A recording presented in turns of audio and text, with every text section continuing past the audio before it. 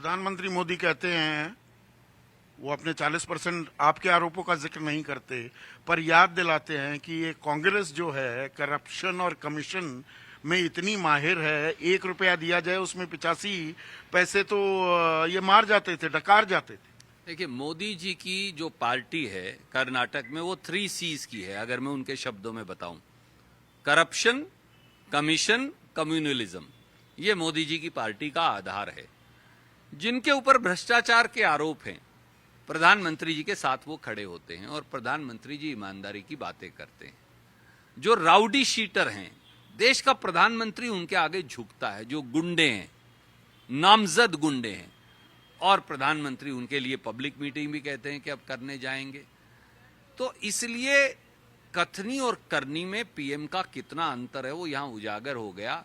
वो मुझे लगता है प्रजातंत्र का और ईमानदारी का, दोनों का मोदी जी मजाक उड़ा रहे हैं। ये अब अंतिम चरण में लड़ाई होती है, पर ये कांग्रेस की एक वो जो पुरानी बीमारी रह रहकर जो उछाले मारती है और वो सिम्टम्स जो दिखते हैं, जुबान फिसलना, कुल्हाड़ी पर पैर नहीं, कुल्हाड़ी ढूंढकर उस पर पैर मारना, और आपके राष्ट्रीय अध्यक्ष ने जो जहरीला सांप कह दिया, अब उसके बाद उस मुद्दे को लेकर हर रैली में अलग अलग तरीके से व्याख्या कर रहे हैं।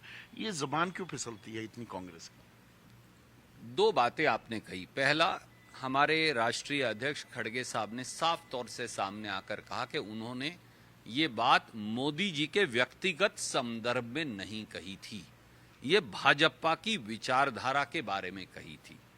और उन्होंने फिर भी कहा, फिर भी अगर किसी की भावना आहत है तो मुझे खेद है, पर मैंने नहीं कहा। दूसरी बात, ये चुनाव मोदी जी की पर्सनैलिटी के बारे में नहीं है, ये कर्नाटक के 6.5 करोड़ लोगों के बारे में है। भगवान के लिए इतने बड़े व्यक्ति नहीं है कि वो भगवान से भी बड़े हो गए हैं। 6.5 करोड़ लोग ये जानना चाहते हैं किसान को गन्ने की कीमत मिली, कोकोनट का प्राइस मिला, कॉफी की कीमत मिली, एरेका नट यानी सुपारी की कीमत मिली, रागी और ज्वार की कीमत मिली, नहीं मिली। 2.5 लाख नौकरी खाली हैं, इन्वेस्टमेंट जा रही है, बच्चों को रोजगार मिला, नहीं मिला। 1100 का गैस का सिलेंडर है भैया, 200 रुपए का खाने का तेल है, 150 रुपए की दाल है, खाना मुश्किल है, लोगों की जिंदगी चली ना चली। ये चुनाव 6.5 करोड़ कन्नड़ियों का है, कन्नड़ा के लोगों का है, कर्नाटका के लोगों का है। ये चुनाव मोदी जी का नहीं है। उन्होंने एक लिस्ट बना ली, मुझे 91 बार गाली दी, और आप जो पेशेवर तरीके से 1947 से 2023 तक नेहरू गांधी परिवार और कांग्रेस को गाली देते आए हैं, इतनी लाइब्रेरी बनेगी कि बेंगलुरु से दिल्ली तक चली जाएगी गालियों की। पर ये गालियों का चुनाव नहीं है मोदी जी। आप ये आप उस गालियों के चुनाव वाले खेल में भी फंसते हैं कि आप ये कह रहे हैं लेकिन आप पलटकर फिर ये चीजें भी गिनवाते हैं। तो बीजेपी क्या फोर्स कर देती है आपको कई बार, क्योंकि आप मुख्य रणनीतिकार हैं, कि you play on their pitch? हम किसी की पिच पर खेलने नहीं वाले, हम केवल कर्नाटका की पिच पर खेलते हैं, और कर्नाटका की पिच है कर्नाटका के मुद्दे।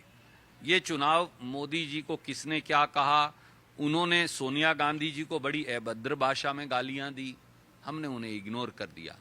क्या मोदी जी ने माफी मंगवाई? क्या कहा कि सोनिया गांधी जी को विष कन्या कहना, क्या ये सही है? पर मोदी जी तो खुद ये काम करते रहे हैं। सुनंदा पुष्कर जी के लिए उन्होंने, जो अब मरूम हैं, उनके लिए 50 करोड़ की गर्लफ्रेंड कहा। कभी कुछ कहते हैं, कभी कुछ कहते हैं। पर आज प्रियांक कह देते हैं, खड़गे जी के बेटे विधायक भी हैं, कि बंजारा और आरक्षण उनको देते नहीं, फिर कटु शब्दों का इस्तेमाल हो जाता है। देखिए, यहां सबसे बड़ा धोखा आरक्षण के नाम पर भाजपा ने किया, जिसमें वो रंगे हाथों पकड़े गए। मैं आपके दर्शकों को पूछता हूं, संदीप जी, क्या 90 दिन में 3 बार किसी प्रांत में आरक्षण बदला गया है? भाजपा ने यहां बदला। नंबर 2, हमने एक कमेटी बिठाई जिसमें एससी और एसटी समाज के लोगों को बढ़ा हुआ आरक्षण मिलना था।